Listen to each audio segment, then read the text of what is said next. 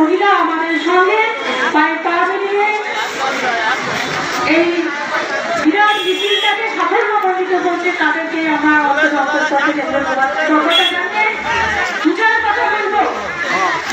মাননীয় মুখ্যমন্ত্রী মমতা বন্দ্যোপাধ্যায় 2011-তে যখন তিনি সরকার গঠন করলেন তখন থেকে তিনি প্রথমেই নারী ও শিশু সুরক্ষার ব্যাপারে বিভিন্ন অগ্রগতি প্রকল্প তিনি নিয়ে এসেছেন। তিনি নারীর মর্যাদাকে অক্ষুণ্ণ রাখার জন্য নারী এবং শিশু স্বার্থে সর্বদাই আত্মবলিদান দিয়েছে। সেটুকু আপনাদের কারো কিন্তু অজানা নেই।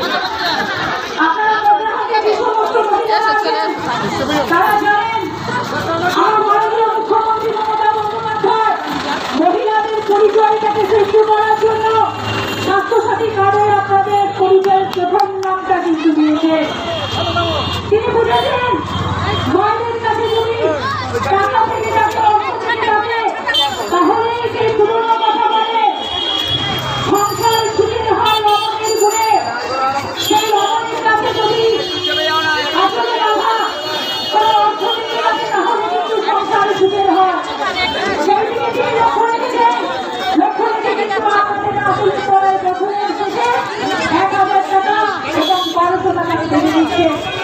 সেই টাকার অনুপাতে আপনারা আজকে বলছেন যে এটা তো আমার টাকা, এটা তো ছেলেকে যখন দিচ্ছেন আমার টাকা থেকে দিচ্ছি, তোর আব্বা তোর বাবা এটাকে দিয়ে যায়নি তো আমার টাকা থেকে বলতে পারছি। আর এই বলার জন্য আমার মনে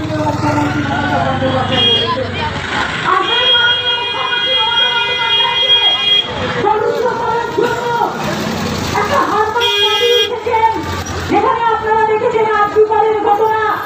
আমরা নাকি আমার মাননীয় মুখ্যমন্ত্রী মমতা বন্দ্যোপাধ্যায়ের সরকার নাকি মহিলাদের মর্যাদা দিতে শিখেনি।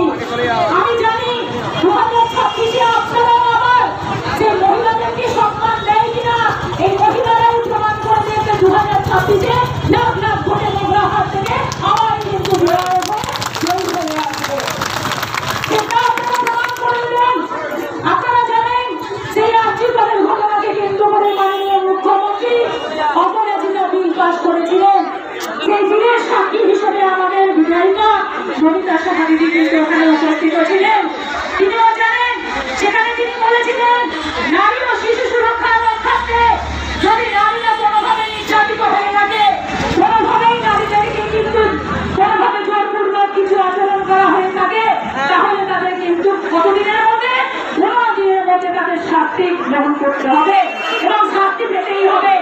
আর সবচেয়ে বড় কথা হচ্ছে কোনো নাবালিকাকে যদি কোনোভাবে ধর্ষণ করে তাকে খুন করা হয় তাহলে কিন্তু তার ফাঁসি দিতে হবে।